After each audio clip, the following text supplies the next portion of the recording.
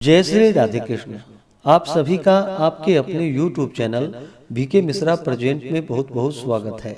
आइए आज आप सब जानेंगे वर्ष 2024 पौष मास कृष्ण पक्ष में सफला एकादशी का व्रत कब धारण किया जा रहा है। तो जानेंगे व्रत के शुभ मुहूर्त के बारे में, पारण का समय कब से कब तक होगा, पारण कब और किस चीज से किया जाएगा, इस दिन क्या करना चाहिए नहीं करना चाहिए, भगवान को विशेष करके किस वस्तु का भोग लगाना चाहिए। तो आइए जानते हैं इन सबों के बारे में। आप सभी भक्तों को सफला एकादशी व्रत की ढेर सारी शुभकामनाएं। आप सभी के जीवन में लक्ष्मी नारायण की कृपा से आप सभी को सभी प्रकार के सुख और समृद्धि की प्राप्ति हो। प्रत्येक माह कृष्ण पक्ष और शुक्ल पक्ष की एकादशी के दिन एकादशी का व्रत धारण किया जाता है। इसे एकादशी या 11 व्रत के नाम से जाना जाता है। इस दिन विशेष प्रकार से भगवान विष्णु, माता लक्ष्मी के पूजन करने का विधान है। भगवान श्री कृष्ण के पूजन करने का विधान है। हर एकादशी व्रत का अपना अपना विशेष महत्व माना गया है।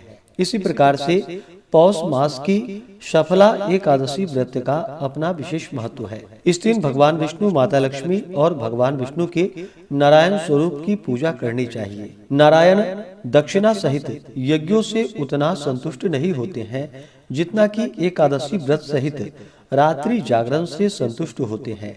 जिस प्रकार देवताओं में विष्णु, मनुष्यों में ब्राह्मण, नागों में शेषनाग, पक्षियों में गरुड़ श्रेष्ठ है, उसी प्रकार व्रतों में एकादशी व्रत श्रेष्ठ माना गया है।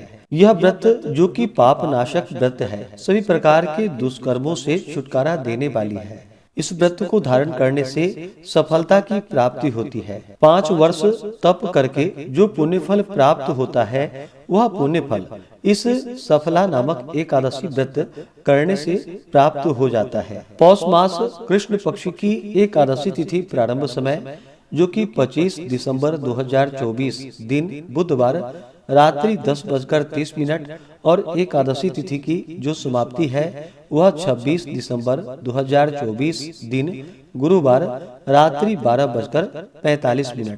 तो हमें शुद्ध रूप से व्रत के लिए जो समय प्राप्त हो रहा है, तो सभी भक्तजन 26 दिसंबर 2024 दिन गुरुवार को व्रत को धारण करेंगे।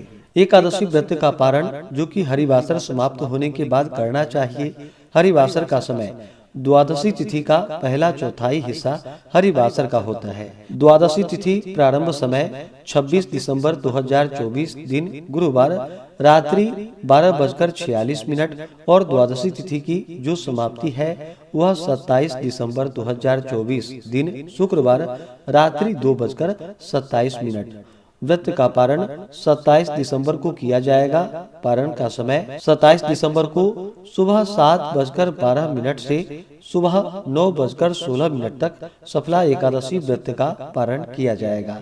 इस व्रत का पारण गोमयेन पारणम यानी कि गाय के गोबर से व्रत का पारण है। यह संभव ना हो पाए तो आप जल, फल या तुलसी दल से व्रत का पारण करें।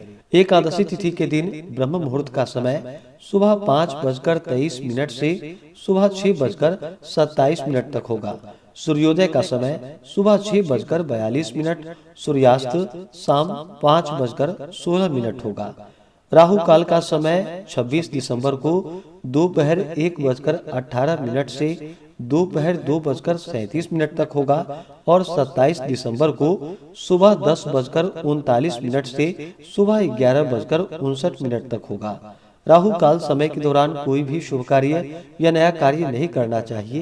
यह लाभकारी नहीं होता है, इस बात का ध्यान रखें। योग जो कि 26 दिसंबर को सुकर्मा योग होगा रात्रि 10:24 तक। उसके बाद धृति योग होगा। नक्षत्र स्वाति शाम 6:09 तक। उसके बाद विशाखा नक्षत्र होगा। इस दिन पूरे विधि विधान के साथ भगवान विष्णु, माता लक्ष्मी और भगवान विष्णु के नारायण स्वरूप की पूजा करनी चाहिए। एकादशी माता का पूजन करना चाहिए। व्रती को दशमी के दिन से ही व्रत में नियमों का पालन करना चाहिए। दशमी तिथि के दिन सूर्यास्त होने से पहले सात्विक आहार ग्रहण करें।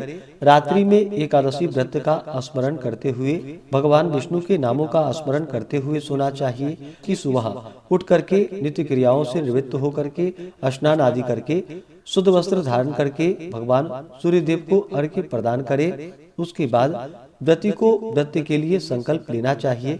भगवान विष्णु से प्रार्थना करनी चाहिए कि हे भगवान विष्णु, आज मैं सफला एकादशी का व्रत धारण करने जा रहा हूँ या करने जा रही हूँ।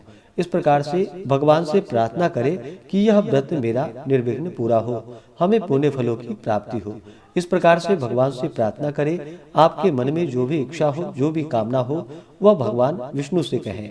और इस दिन रात्रि उपवास रह करके, जो उपवास नहीं रह पाते हैं, जिनका स्वास्थ्य सही ना हो, तो आप एक समय फलाहार ग्रहण करके व्रत को धारण करें। इस दिन भगवान का सुबह और शाम के वक्त पूरे विधि विधान के साथ पूजन करें। इस दिन भगवान का जो कि गंध पुष्प धूप दीप आदि से पूजन करें। विशेष करके भगवान विष्णु को इस दिन नारियल, नींबू, अनार, सुपारी, लवंग आदि अर्पित करें। खास करके इस दिन नैवेद्य में जो कि गुड़ तथा तिल मिश्रित भगवान को भोग अवश्य ही लगाए और उसे प्रसाद के रूप में ग्रहण भी करना चाहिए। इससे अनंत फलों की प्राप्ति होती है। नैवेद्य आदि का भोग लगा करके जल से आचमनी करवाएं। मुख शुद्धि के लिए पान पत्र, सुपारी, लौंग, इलायची के साथ में अर्पित करें। भगवान विष्णु को अक्षत नहीं चढ़ाया जाता है। अक्षत की जगह उन्हें काले तिल अर्पित करें। जब भी पूजन करते हो तो उन्हें काले तिल चढ़ाएं। यह संभव ना हो तो आप सफेद तिल भी अर्पित करें। और तुलसी पत्र भगवान को अवश्य ही चढ़ाएं। बिना तुलसी पत्र के इनका पूजन मान्य नहीं होता है। और नैवेद्य का भी भोग लगाते हैं तो उस समय तुलसी दल डाल करके ही भगवान को भोग लगानी चाहिए। इससे भगवान विष्णु अति प्रसन्न होते हैं। इस प्रकार से इस दिन भगवान का सुबह शाम के वक्त पूजन करें। रात्रि जागरण करते हुए एकादशी के दिन समय को व्यतीत करें और द्वादशी की सुबह उठ करके स्नान करके शुद्ध वस्त्र धारण करके भगवान का पूजन आरती कर ले। इसके बाद ब्राह्मणों को भोजन करवाएं, ब्राह्मणों को दान और दक्षिणा दे और फिर समय के अनुसार व्रत का पारण करना चाहिए। व्रती को व्रत के दौरान किसी के ऊपर क्रोध नहीं करनी चाहिए। अपने मन में किसी के प्रति ईर्षा या द्वेष का भाव नहीं लाना चाहिए। ब्रह्मचर्य का पालन करते हुए रहना चाहिए। व्रत के दौरान ओम नमो भगवते वासुदेवाय या श्री कृष्ण गोविंद हरे मुरारी आदि मंत्रों का जप करना चाहिए। इससे भगवान अति प्रसन्न होते हैं और अपना कृपा प्रदान करते हैं। तो आशा करता हूँ कि यह जानकारी आपको अच्छा लगा हो। इसी प्रकार से ज्ञानवर्धक जानकारियाँ प्राप्त करते रहने के लिए, व्रत पूजा के बारे में जानने के लिए, कथा को सुनने के लिए चैनल पे अगर आप पहली बार आए हैं तो चैनल को लाल बटन दबा करके सब्सक्राइब करें। साथ में बेल आइकन घंटी को दबाएं ताकि आने वाली वीडियो का नोटिफिकेशन आपको समय से मिलता रहे। वीडियो को लाइक करें, शेयर करें। सुखी रहें और स्वस्थ रहें। जय श्री राधे कृष्ण। धन्यवाद।